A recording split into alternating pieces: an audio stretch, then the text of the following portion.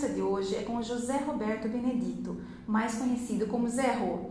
Ele está à frente da Coordenadoria de Igualdade Racial da Prefeitura de Salto.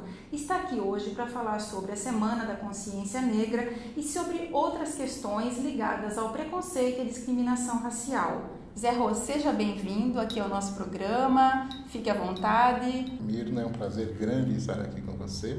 Estou à sua disposição e tomara que eu consiga responder todas as suas perguntas. O prazer é nosso. Zé, então eu queria falar com você como que surgiu o dia da Consciência Negra e qual é o motivo de ser no dia 20 de novembro. Bom, o Dia da Consciência Negra surgiu na década de 70, não é?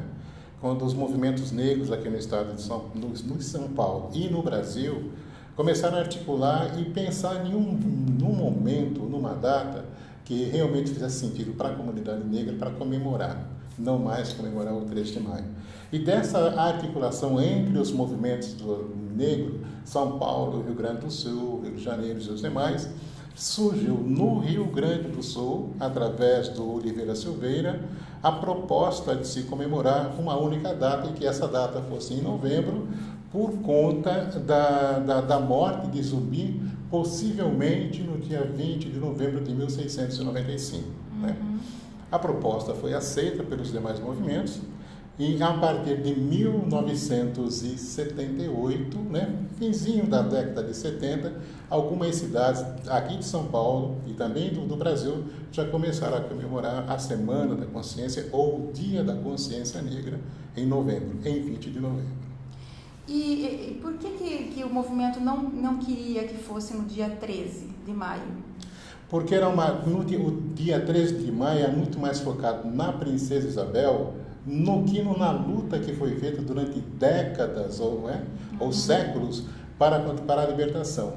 Então, como aqui no Brasil tudo é focado na figura do branco, na figura da branca, as homenagens, os heróis, né?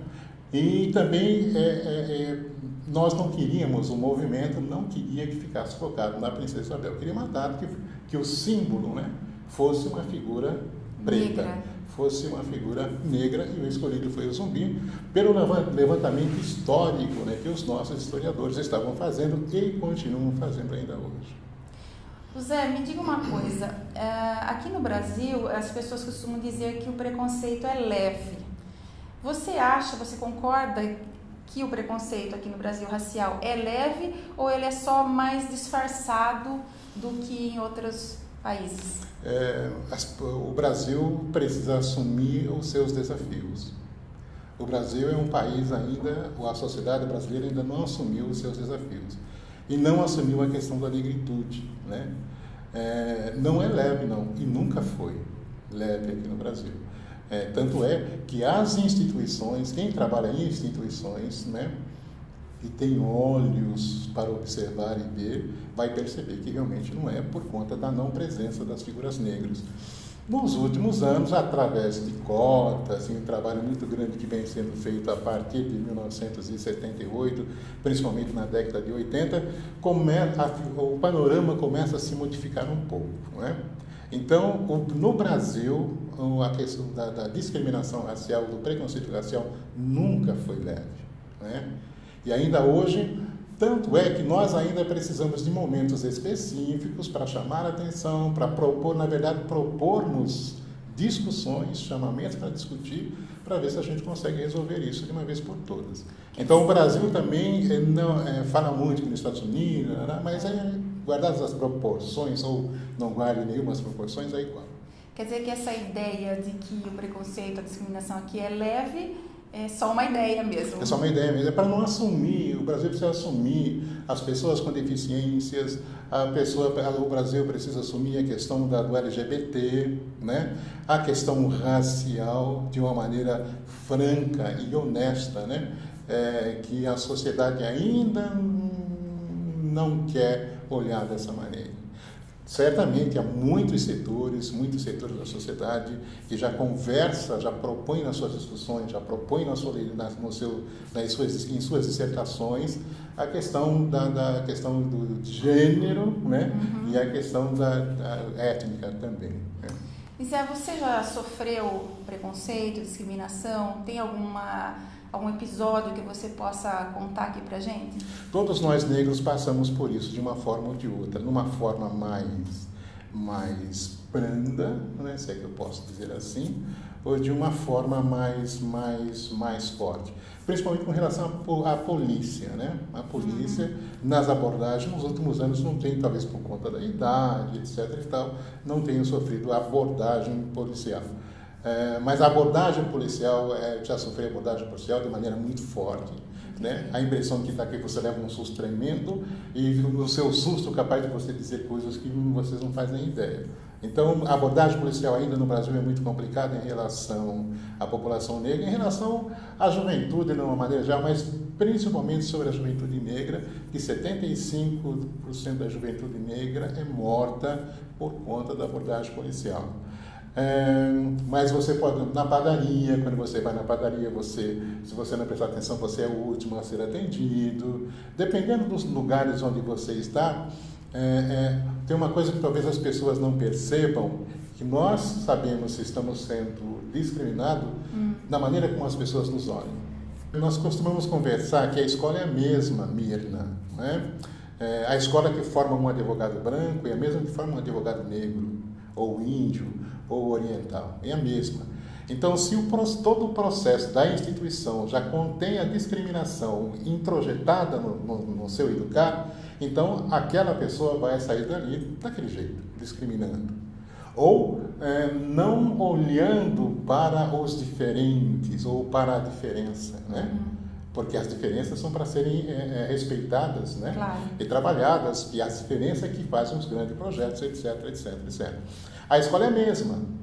Então, eu saio da escola que você saiu, né? Se eu não tiver nenhuma militância, eu não sou envolto com nenhuma militância na minha casa, em algum lugar, eu vou sair exatamente como a instituição quer que eu saia. Não olhando para as diferenças da maneira como devem ser olhadas e vistas. Então, aí está o papel da educação, né? Principal. Sim. Eu acho que, sim, sem dúvida, o papel da educação, sem dúvida, principalmente nos professores, no educador. Principalmente no educador. Porque se o educador, se ele não percebe que ele discrimina, seja por que motivo, se ele não tem essa percepção, então ele vai discriminar ou não vai aceitar uma reclamação de um diferente, né, não branco, como uma discriminação, porque ele não entende que aquilo é uma discriminação. É uma dor que ele não sente, e se eu não sinto, não é minha. Não sei a intensidade disso. Não. Né? Então, por isso que nós ouvimos inúmeras vezes, não, mas isso não é nada, isso não significa nada, isso é uma bobagem. Não é uma bobagem. É como o caso de como chamar, né? Do nome afrodescendente. Muitas pessoas falam, mas precisa chamar de afrodescendente, que é o que seria o politicamente correto hoje. Queria que você explicasse assim, como é que vocês sentem essa questão. A questão de ser afrodescendente, ou ítalo brasileiro, ou franco brasileiro, né? Ou nipo, né? Brasileiro, é por conta de fazer referência da etnia dessas pessoas, né? Para que as pessoas lembrem que são pessoas de outras etnias, mas são pessoas. E que o fator primordial na relação ou nas relações deveria ser a questão humana, a questão do ser humano, independentemente da etnia que ele seja, franco brasileiro, ítalo brasileiro ou afrodescendente, né? Por essa questão as questões dos nomes também, né? Mas por que colocar no negro um nome afrodescendente, né? Mas por que colocar nos brancos, então, o nome da sua origem familiar, de italiana, francesa, alemã, seja o que for, né? As pessoas, creio, têm uma dificuldade muito grande de entender isso. Como está normalizado, é normal, né? As pessoas serem chamadas por esses nomes ligados à questão da religiosidade ou outras questões, então, para mim, é normal. Para algumas pessoas é normal. Sem ter o alcance, não sei se eu posso usar esse termo, para perceber que é importante que o japonês seja chamado pelo nome dele de origem, né, que o negro, né, nós temos uma dificuldade muito grande, porque nem sabemos de que país viemos, temos a origem, então fica muito mais difícil, né? Ou um alemão, entendeu? Nessas questões, é importante essas questões. Se as pessoas não conseguem olhar para este e ver como igual, então ela não vai entender as outras questões. E é nesse ponto que entram as ações afirmativas, sim, que vocês sim, denominam de ações sim, afirmativas, sim, né? Por conta da visibilidade, por conta de espaço no mercado de trabalho que é restrito, na educação que é restrita. As pessoas não veem, agora nos últimos anos, um número um pouquinho maior de pessoas nas universidades, né? De formandos negros, ainda um número muito pequeno pela quantidade de afrodescendentes que o Brasil tem. Mas como as pessoas não olham com atenção para isso, as pessoas não são capazes de observar por que não? Não gostamos de estudar, somos preguiçosos, aquelas questões todas que a história diz lá atrás, né? Que indolente, preguiçosos, né? Então, isso ainda permeia a mente de muitas pessoas, né? E de muitas pessoas importantes. De muitas pessoas que sabem exatamente o que isso significa, mas trabalham para a manutenção disso. Do status quo. Do status. É importante, sim, a questão das ações afirmativas, que é uma proposta para discutir, não para permanência definitiva, né? Mesmo porque não há nada que seja definitivo, né? Mas é para discutir, vamos conversar sobre. Mas conversando que a gente se entende. Sem dúvida, sem dúvida. Zé, e você tem alguns números para a gente ter uma noção de qual é o panorama em Salto? Eu tenho uma estatística que é de 2010 da população saltense, que é 75% de brancos, né? 18% de pardos, 3, alguma coisa de pretos, né? Orientais 0,3%, índio também 0,1%, alguma coisa assim, né? Ainda está sendo feito um trabalho para levantar mesmo na educação, como é que estamos na educação, nas faculdades, nas escolas técnicas e mais. Mas eu não tenho esse número nesse momento para poder lidar.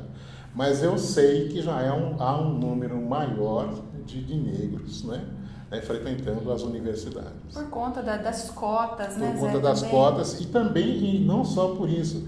Muitas outras pessoas entraram nas universidades sem cotas. Sem cotas. Agora, nessa questão das cotas, muitas pessoas são contra, né, as cotas.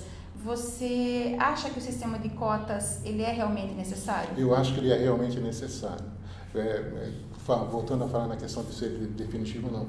Por um período, as cotas elas estão postas para que a sociedade flexibilize isso, a sua maneira de ser, a sua maneira de entender, para que possa ser trabalhada a possibilidade de um maior número de pessoas, de todas as etnias, que elas possam frequentar as escolas, que elas possam ser educadas, e possam serem formadas, né? Mas ainda no nosso país, nós precisamos de cotas. O Brasil sempre foi um país de cotas. Sempre foi um país de cotas o Brasil. É que as pessoas não gostam de analisar por aí, né? Por isso, da reserva ou das reservas de mercado, enfim, todas elas, né? Então, nós estamos num momento de as pessoas dizem, não, porque cota vai provar que é incapaz, etc. Todas essas questões, como a história dizia, não, é vagabundo, é preguiçoso, guarde os paralelos, não é? Uma maneira para não estimular as pessoas a encontrarem um caminho de ir para a educação, se formarem, né, se profissionalizarem, né? Então, quando as pessoas dizem que são contra, que ela diz que é contra a cota, eu gostaria de perguntar por que ele é contra a cota. Mas que ela, por favor, não me diga que vai dizer que é incapaz, que ela realmente faça uma reflexão e diga por que ela é contra a cota. E então vamos agora falar sobre o trabalho da Coordenadoria de Igualdade Racial. Qual é o trabalho que vocês realizam lá? E também gostaria que você falasse da programação agora da Semana da Consciência Negra. As coordenadorias, a Coordenadoria de Promoção da Igualdade Racial é vinculada ao sistema público, à prefeitura, com vínculo também à CEPIR, a Secretaria Nacional de Promoção da Igualdade Racial, aos conselhos, né, de promoção de igualdade racial, que tem por meta trabalhar o recorte racial, né, dentro do poder público, com as políticas públicas, para que possa sair para a sociedade, né, trabalhar a educação, trabalhar a saúde da população negra, trabalhar na questão do quesito raça-cor, para que não haja diferença no atendimento das instituições, né? Que a pessoa não tenha vergonha ou medo de perguntar para outros de que cor ela é, e que eu também não tenha vergonha e medo de dizer que cor sou, tá? Para que eu não me esconda dizendo que sou moreno, sou cor de jambo, essas questões todas aí. Então, as coordenadorias, elas trabalham o recorte dentro das políticas públicas, saúde da população negra, na educação em relação às leis 10.639 de 2013 a 11.645 de 2008, né? A 11.645 ela inclui a história do índio na história brasileira, juntamente com a 10.639, que inclui a história do africano e do afrodescendente, da questão da religiosidade, da religião de matriz africana, que as coordenadorias têm espaço para trabalhar essas questões. E veja e note bem que é Coordenadoria de Promoção da Igualdade Racial. Da igualdade racial cabe cigano, cabe judeu, cabe. Ela não é específica para a população negra. Né? E a semana que está pintando aí agora? A semana em Salto começa no dia 14, com uma exposição de mulheres negras com turbantes, feita pela Paula Fernandes, uma chilena que tem uma paixão muito grande pelas mulheres negras, vem fazendo um trabalho muito interessante de fotografia nesses últimos anos. Essa exposição será aberta por volta de 14 horas no dia 14, né, e vai até o dia 23. Aí nós teremos no dia 15. Vai ser aonde a exposição? A exposição é no foyer da Sala Palma de Ouro. Tá. No dia 15 também, na Palma de Ouro, um espetáculo coreográfico chamado África em Nós, realizado pelo Faces Ocultas. No dia 16, desfile das senhoras, Beleza Mais 50, das mulheres negras com mais de 50 anos. Aonde? Também na Sala Palma de Ouro. Esse 15, 16 e 20 na Sala Palma de Ouro. Dia 20 é o concurso Zumbi Dandara. O que é esse concurso? O concurso Zumbi Dandara é um concurso criado pelo Faces Ocultas, já está na sua 10ª, se não me falha a memória, 13ª edição. Ela escolhe os negros e afrodescendentes, né, negros e negras e afrodescendentes mais bonitos da região. Aí o primeiro colocado tem uma viagem para a Bahia, né, acho que é Bahia, né, alguma coisa assim.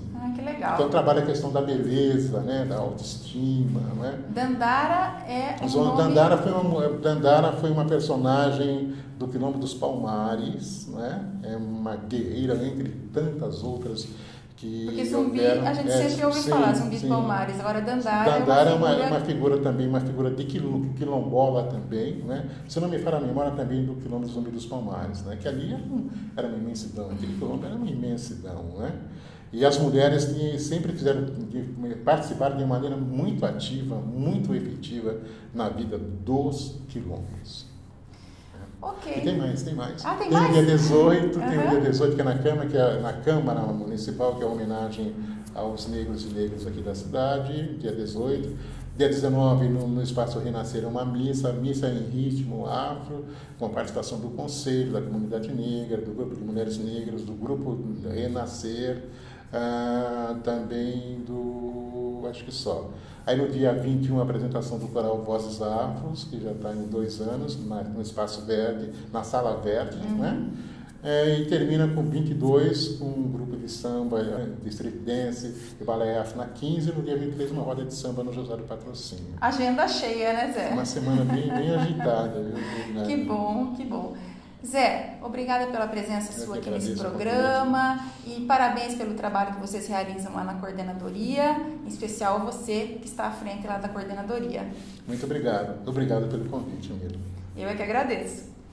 E obrigada a você pela atenção. Se você gostou do nosso programa, curta, comente, dê um like e compartilhe pelo Facebook também. Se você quiser me escrever, lado a lado com mina@uol.com.br. Até o próximo.